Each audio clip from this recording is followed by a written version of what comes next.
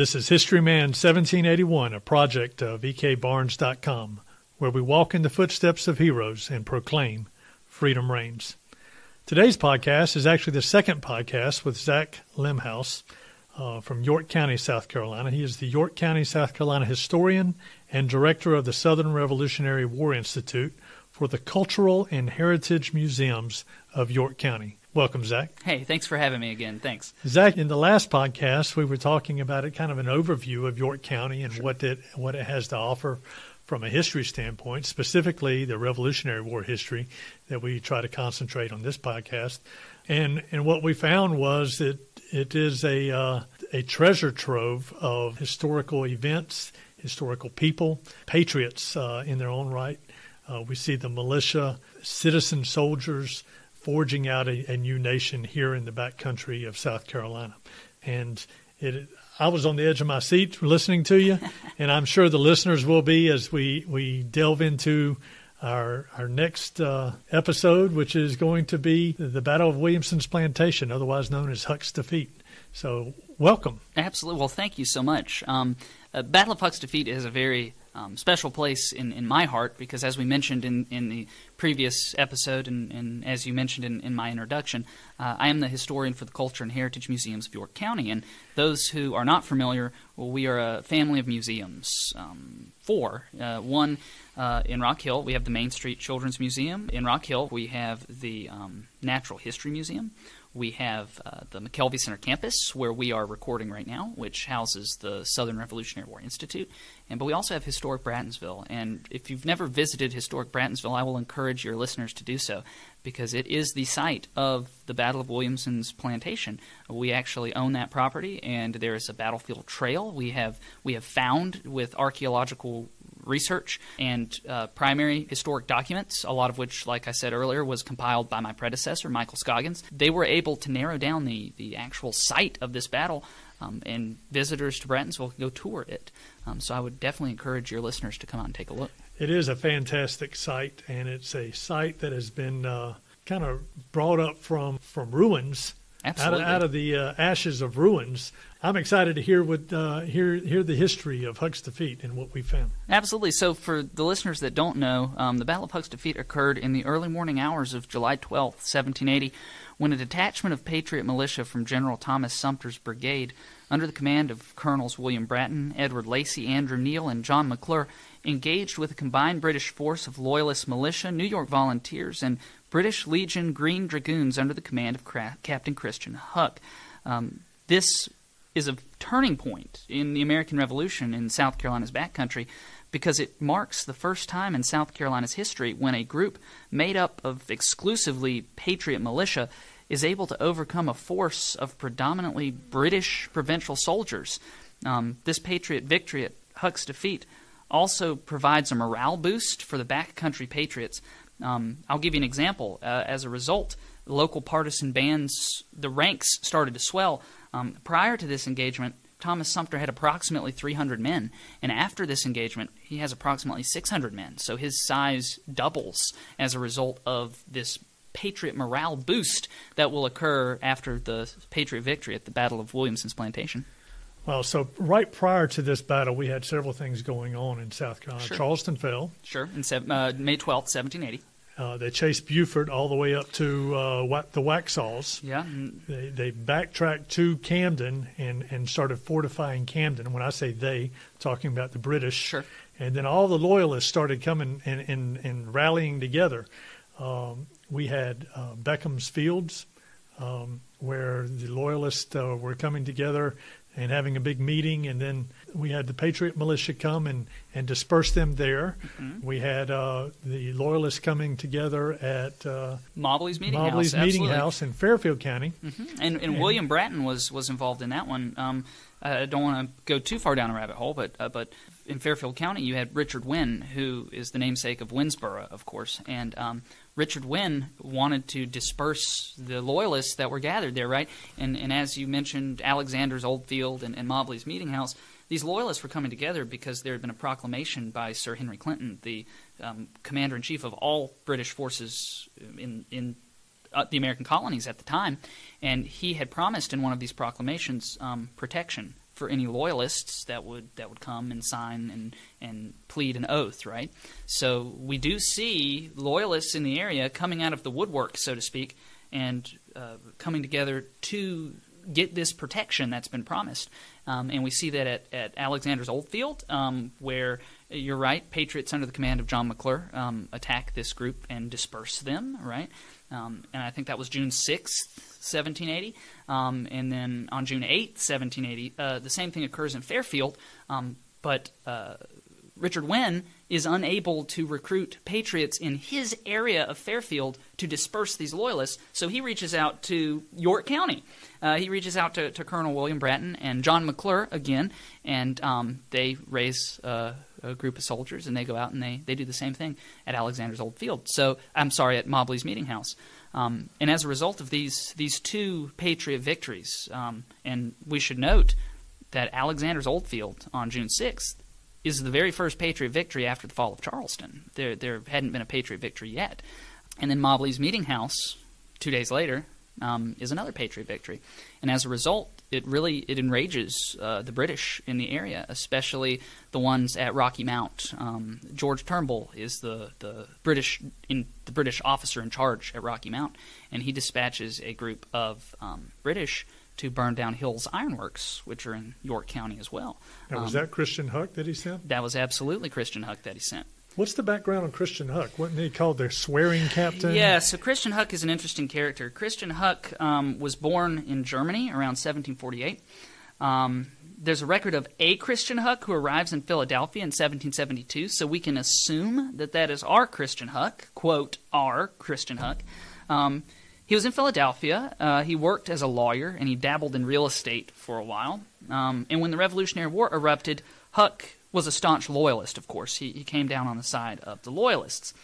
This was not an issue at first, but on May 13th, 1778, Huck's name appeared in a local newspaper called the Pennsylvania Packet, and his name was on a list of loyalists that were being accused of treason, right? Or, quote, that they had, quote, attained of high treason. And Huck was branded as a traitor from that moment forward, and he was stripped of all his property. So it's not surprising that once this occurred, that he's going to get out of town, so to speak. So he flees Philadelphia, he joins the British Army, and on June 7th, 1778, he receives a captain's commission in a company called Emmerich's Chausseurs, or chasseur, I guess is a more accurate pronunciation. A chasseur is a French word for hunter, and so a chasseur, when we're referring to military units, it's a designation given to units of light infantry or cavalry, and this particular unit of chasseurs was commanded by a guy named Andreas Emmerich, who was also German. So both Huck and Emmerich were German. I'm sure they bonded over that shared heritage, right? And Huck was a member of Emmerich's chasseurs until it was disbanded by Sir Henry Clinton, who, like we mentioned earlier, was the commander-in-chief of all British forces in North America at the time, and he disbanded the chasseurs in 1779. And Huck was reassigned to command a company of dragoons. And, of course, the dragoons were under the command of Banastre Tarleton. So Huck was under the command of Banastre Tarleton, and Huck was present at Buford's massacre that you alluded to earlier. So Huck was there for that engagement. He was sent then to attack Hill's Ironworks, which was the only ironworks south of Virginia at the time that was producing any kind of munitions for the Patriot cause. So you could imagine it made it a prime target for the British. Plus, the act of burning the ironworks was in part retaliation as well for the Patriot victories that occurred at Alexander's Oldfield and Mobley's Meeting House that we just discussed. From a backcountry standpoint, they didn't just produce munitions, though. Also, they not produce plows and and all the other farm implements, tools, kitchen utensils. Absolutely. If it weren't for the metal plows, they would have to use wooden plows. Correct. So absolutely. So there was some domestic uses for what Hill was doing as well. Absolutely. So when it affected the farmers and the domestic life of those around here when they burned those works. Absolutely. And we see the Battle of Williamson's Plantation. I mean, William Hill is present at the Battle of Williamson's Plantation. So you can imagine that to a certain degree, at least from Hill's standpoint, and I would imagine a number of the other patriots involved at the Battle of Huck's Defeat, that this was in part a retaliation for the burning of Hill's ironworks, as well as other offenses. You mentioned that Huck was known as the swearing captain. He absolutely was. He tended to take the Lord's name in vain quite a bit, which, of course, you can imagine flew all over these backcountry staunch Covenanters, Presbyterians. Absolutely. They didn't care too much for his language when it came to taking the Lord's name in vain. And Huck engaged in tactics very similar to Tarleton or Ferguson. These tactics that were designed, at least as far as British military strategists thought, designed to beat and scare the Patriots into submission and make them good little loyalists again, right? But in reality, this military strategy backfired, and instead of beating them into submission, it enraged them into action, right? So Huck had engaged in some of those brutal tactics as well, which we'll get into when we start talking about the battle itself, or the days prior to the battle itself. So the days prior to the battle, we're talking about Hill's ironworks being burnt down. Hill's ironworks being burnt down, but of course you have the day immediately prior to the battle. So, like I mentioned earlier, George Turnbull, he's in command of Rocky Mount, which is a British fortification in the backcountry. And after the fall of Charleston, the British, of course, established these outposts, these strongholds. You have Rocky Mount, you have Hanging Rock, you have Camden, of course. You have one in 96, which flip-flopped back and forth. 96 had been contested since the very beginning of the American Revolution. So you have these strongholds, and Huck had been stationed at Rocky Mount with George Turnbull. And it is from Rocky Mount where Turnbull dispatched Huck to burn down and destroy Hill's ironworks. And the day prior to the Battle of Huck's Defeat, Huck had been sent out by Turnbull to round up Patriot militia leaders. Turnbull had a good reason to believe that Patriot militia leaders would be at their homes. Thomas Sumter, the commander of the Patriots at the Battle of Huck's Defeat, he was camping at the time at the Old Nation Ford of the Catawba River. Where is that? It's about 20 miles away from here. There's actually a marker. North, south, east, west? Yeah, so there is. It's in Rock Hill, actually. So there's a historic marker that has been put up there. If you're familiar with the Riverwalk area, so it's at Highway 21 where Catawba River runs under Highway 21. Absolutely, that's approximately the location, and that's where we have erected a historic marker that commemorates the crossing. And so Sumter was encamped in approximately that location, which is about 20 miles away from Brattonsville, right, from Williamson's plantation. And Sumter had sent a lot of his men back home because it was the time of the year to reap the wheat, to bring in the wheat. And he had sent his men home.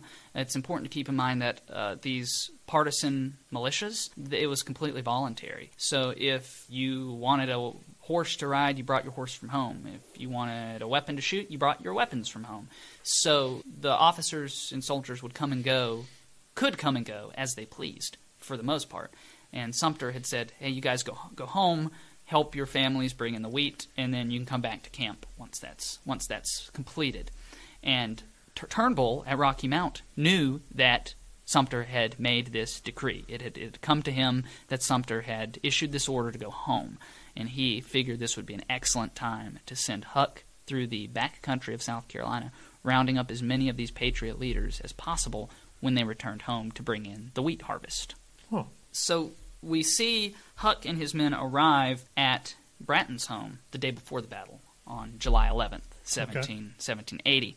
And a lot of what we know about Huck's arrival at Bratton's plantation comes from Bratton's eldest son, William Jr. William Jr. was 7 years old at the time, and William Jr. remembers these officers, these soldiers coming to his home. Initially, he remembers the New York Volunteers, so it's important to remember that Huck was in command of a combined British force. It wasn't just provincials. He had British Legion Dragoons under his command, so they were professional soldiers. They had the New York Volunteers. They were professional soldiers. But then he also had 2 different regiments of Loyalist militia with him as well. And William's eldest son, William Jr., remembers the New York Volunteers. Huck must have arrived later, but he remembers the red-coated New York Volunteers coming first. And Martha, Colonel Bratton's wife, and 7-year-old William Jr. step out on the porch to talk with the New York Volunteers. And one of the New York Volunteers steps up. We don't really know his name. He's a red-headed fellow named Henry. That's all that William Jr. has to say about it. That's a red-headed guy named Henry. He steps up and he takes the reaping hook, one that presumably was used to bring the wheat harvest in that we spoke of earlier, and he holds it to Martha Bratton's throat. And so this is a handheld. Absolutely. Handheld where reaping you're hook. grabbing a hold of the stalks by one and you bring it across to cut the stalk. Correct. And he held it up to her throat. This red-headed New York Volunteer held it up to her throat and threatened to cut her head off if she didn't reveal the location of her husband, which you can imagine if you are a 7-year-old William Bratton Jr., this is a terrifying experience. Sure. Luckily, for Martha especially, one of the militiamen steps forward. One of the loyalist One of the loyalist militiamen, yeah. His name is John Adamson. Okay. Is he from this area? So there are actually 2 Adamsons. There are actually 2 Adamsons present. There's a William Adamson, who is the commander of the New York Volunteers. Okay. We don't want to confuse John Adamson with William Adamson. Okay. William Adamson, he is a member of the militia, and after this event, he's referred to as the Honorable Tory, because he steps forward and he orders this New York Volunteer to step down, and it's less of an order and more of a physical act. He apparently draws his sword and beats the New York Volunteer named Henry, who is threatening Martha, with the flat side of his saber, and then kicks him down the steps of the front porch. So he physically saves Martha Bratton's life. Well, that is interesting. If he was a loyalist militia, he certainly doesn't have any command over the New York Volunteers who were dressed out as provincials, correct?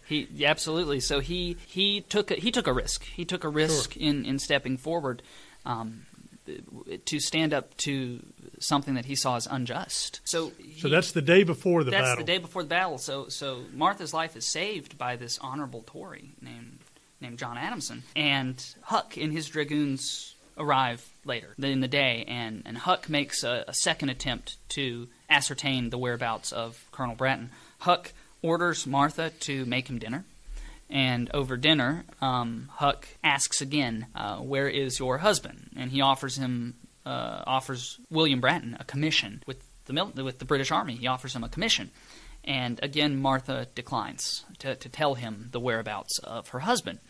And during this dinner, William Jr., the 7-year-old, right, where we get a lot of this account, was seated on Huck's knee. Huck was bouncing him up and down, and William distinctly remembers playing with the buttons on Huck's dragoon coat.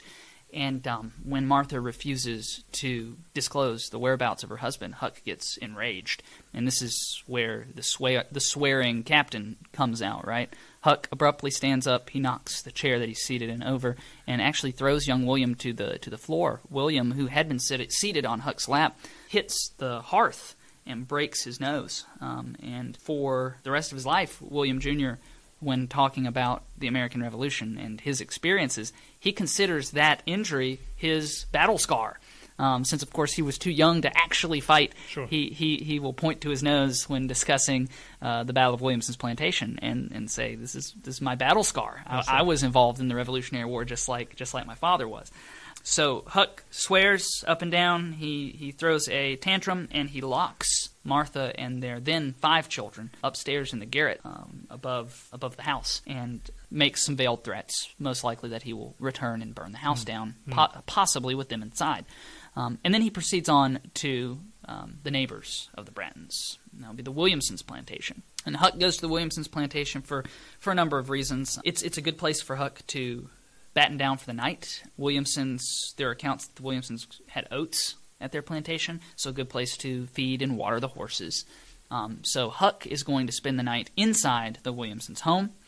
The provincial soldiers, like the other dragoons and the New York Volunteers, they will be immediately outside of the Williamsons' home.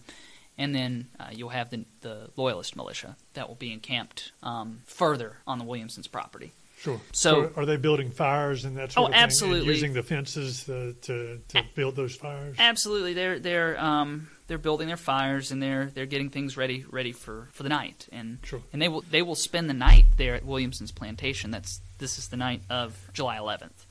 Now, William Bratton knew approximately where Huck was. News of Huck's location had been told to him.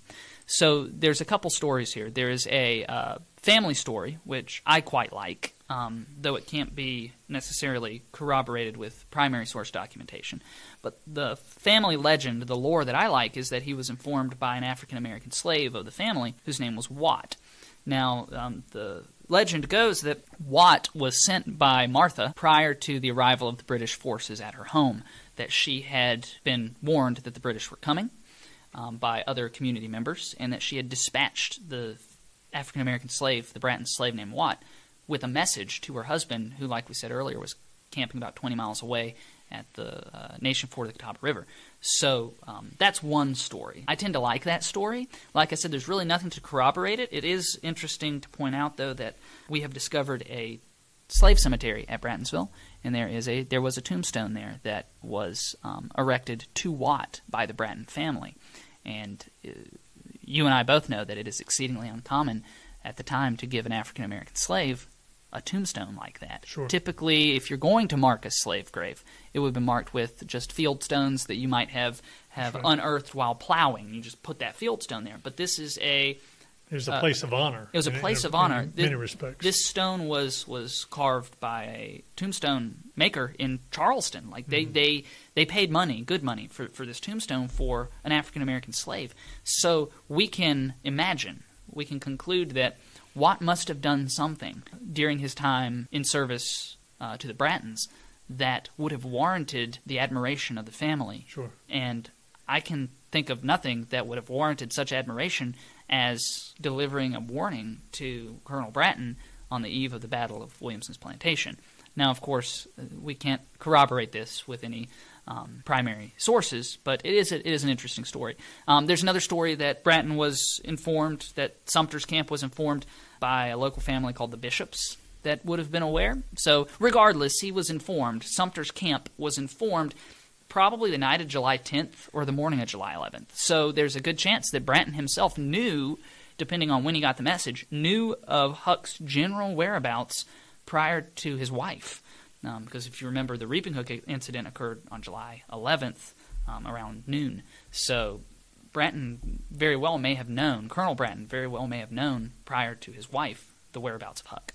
Well, it wasn't like Huck was riding around surreptitiously through the countryside trying not to be seen. No, it was very obvious. Everybody knew that he was coming, right? So, absolutely. Word gets around, I'm sure. Yeah, it is not a stretch to believe that William Bratton would have been informed by local members of the community who were well aware of what Huck was doing, because he was not just looking for William Bratton, he was looking for other members of Thomas Sumter's brigade, leaders that had been sent home. Right. So his presence was well known, and he was in force too. It wasn't he didn't just have a couple.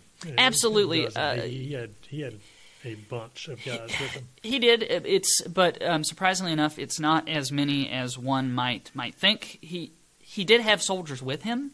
But we're talking approximately, and I'm going to give you some general numbers, approximately 30 dragoons were with him. But as far as the New York Volunteers, I've seen some numbers as low as 16 or 17 really? New York Volunteers. Okay. Right. We're talking probably a combined total of roughly 60 militia. So we're not talking hundreds of soldiers. We're talking a little less than 100 soldiers with him. So yes, he had a force, a sizable force when you're considering that he was out to arrest Patriot leaders. But when you think of what's going to occur on July 12th, his force was not prepared to handle what was coming, if that makes sense. Sure. So Bratton and his men are made aware at Sumter's camp on the Catawba River of the general location of Christian Huck and his men.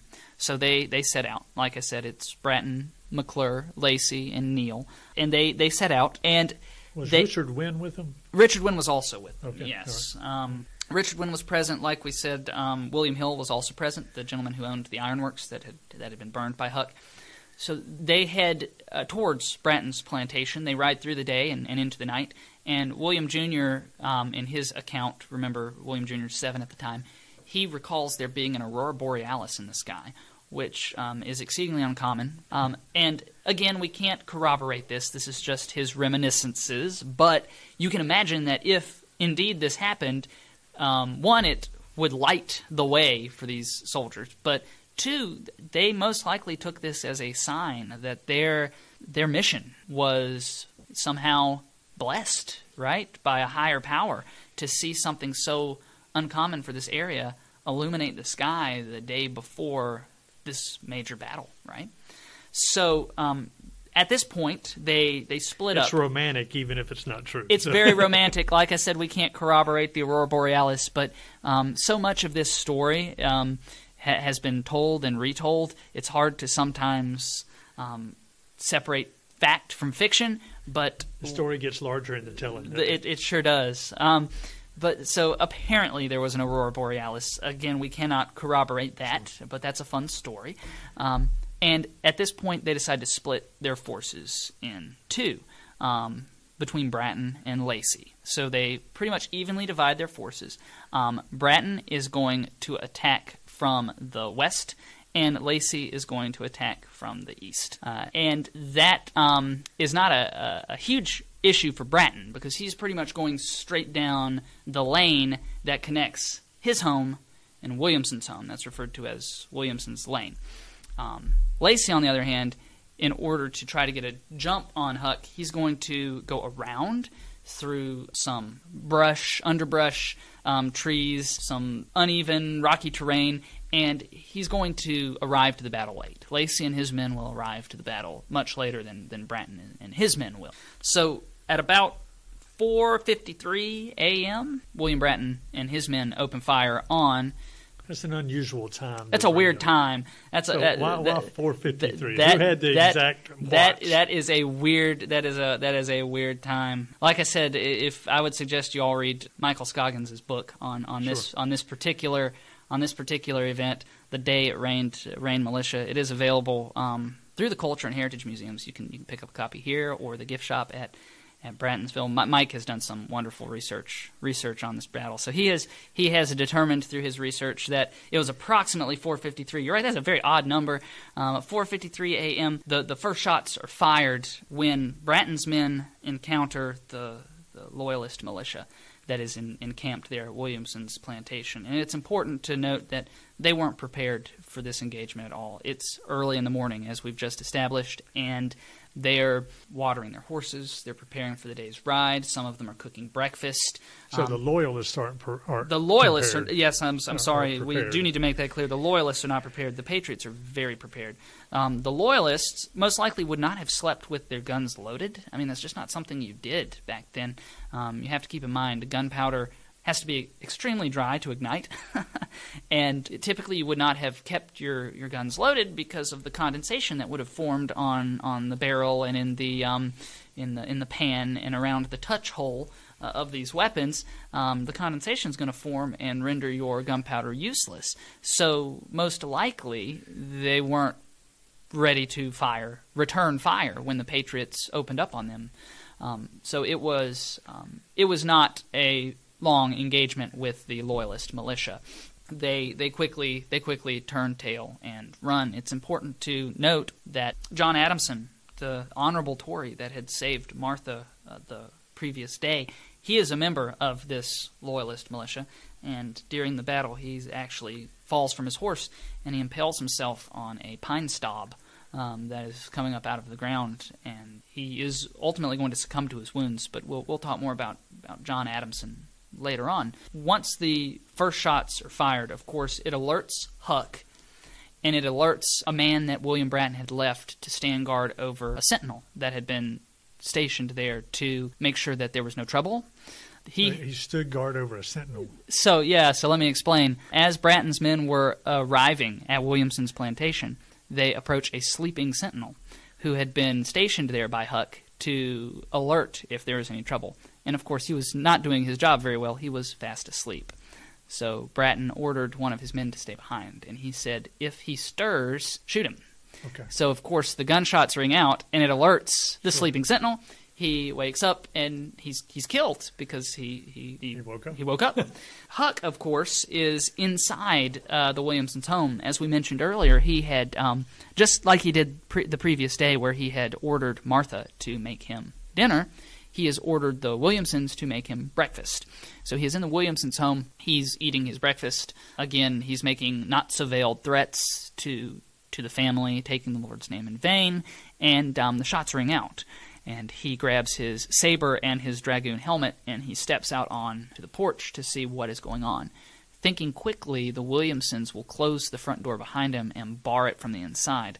So Huck is going to be unable to return inside the house, which he initially wanted to do because he had left his green coat inside the house. And much like the Battle of Kings Mountain, where Ferguson's attire, what he's wearing, Ferguson's checkered hunting shirt, is going to make Ferguson a prime target at the Battle of Kings Mountain. Being without a green coat when the rest of your men are clad in green coats is going to make you stand out quite a bit. So it was not hard for Patriot marksmen to determine which one was Christian Huck, if that makes sense. It looks like this might turn into a 2-episode podcast, so I'm not sure how this is going to work out, but let's continue. That's fine. There's a lot to tell. Let's continue with the second half of this